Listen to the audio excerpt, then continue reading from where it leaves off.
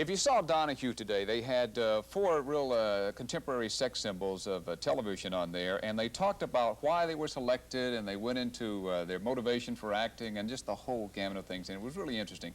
And we have a man here who has a very interesting job, Joel Thurm, who's head of casting for NBC, and it's your job to find those people, men and women. Yeah. The casting director, there are all kinds of, there's a mystique about that. That is a very powerful position. What is the key? What is the key to knowing if someone's going to click or not? Well, it's an instinct that you develop, which I think I've developed over 15 years of doing this job of casting for Broadway, for movies, for plays and television shows. You sort of know when a person has a little something extra that makes them a star. And I know it's cliched, but you can't define it more than that. It's like, how do you define a good kiss? Yeah. You know, I don't know. Takes a lot of research. How long does it take you to know? I mean, do you know as soon as you see somebody, or do you have to see some of their work? You know instantly whether a person is great looking. I mean, we all can do that. I mean, then you like to hear them talk, because sometimes the two don't go together. Yeah. But if a person who has all the physical attributes also reads a scene well, and also that physicality comes across on camera, well, you're home free.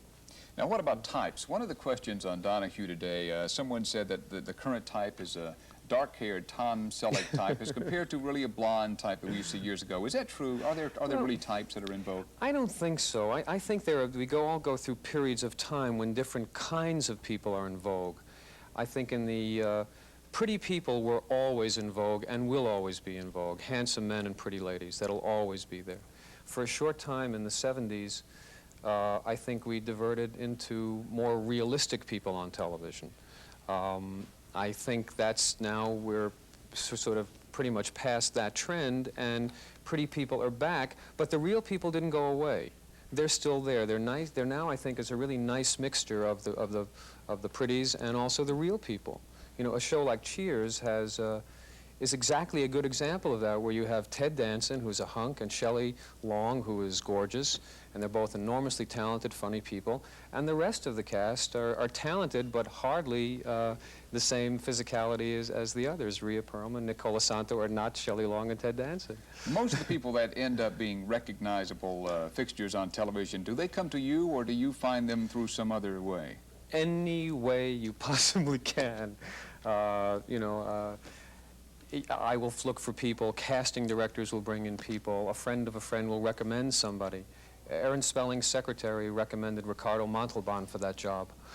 So, I mean, if a good suggestion comes, doesn't matter where it comes from. Now, what about experience? How important is experience? Experience is a wonderful thing to have. I mean, we would all love everybody to have had 17 years at the Old Vic or in regional theater. It doesn't always happen that way. If you're looking for a 22-year-old guy or a young girl who has to be young, where is she going to have to acquire that experience? A lot of these jobs happen to be their first jobs because of the requirements of the job.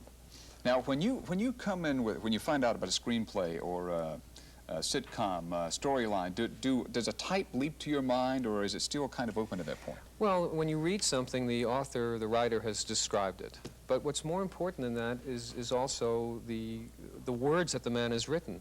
And when you read something, an image comes into your head. I mean, it has to, otherwise you're in trouble. Okay, one quick question before we go. How long do you think it'll be before Fritz Coleman is discovered? We don't have that much time. Okay, I can understand that. Coming up next, Jim Brown will be here with a look at Burt Lancaster's latest movie, Local Hero.